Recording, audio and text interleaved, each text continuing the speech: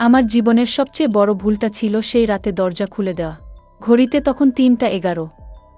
বাইরে ঝোড়ো হাওয়ার শব্দে মনে হচ্ছিল কেউ দরজায় নখ দিয়ে আঁচড় কাটছে। আমি ভেবেছিলাম হয়তো কোনো বিড়াল। কিন্তু দরজাটা খুলতেই যা দেখলাম, আমার শরীরের রক্ত হিম হয়ে গেল। তার কোনো পায়ের ছাপ নেই, মেঝেতে ভাসছে। সে আমার দিকে তাকায়নি, শুধু আমার কাঁধের উপর দিয়ে ঘরের অন্ধকার কোণাটার দিকে তাকিয়ে অদ্ভুত একটা হাসি দিল। সেই হাসিটা আমার নিজেরই চেনা। সে চলে গেছে ঠিকই, কিন্তু মেঝেতে পড়ে থাকা ভেজা পায়ের ছাপগুলো এখন ধীরে ধীরে আমার বিছানার দিকে এগিয়ে আসছে। আমি জানি ৩:১৪ সে আবার ফিরবে। ওই সময়ের আগে যদি আমি ঘর থেকে বের হতে না পারি, তবে কি সে আমাকেই নিয়ে যাবে? সে কেন আমার হাসি হাসছে? উত্তরটা আমি জানতে পেরেছি, কিন্তু সেটা বলার মতো অবস্থায় আমি নেই। আপনারা যদি ভিডিওটা দুবার দেখেন, তবেই সেই রহস্যময় অবয়বটার ছায়া ঘরের কোণায় দেখতে পাবেন। যারা দেখতে পেয়েছেন তারা কমেন্টে জানান।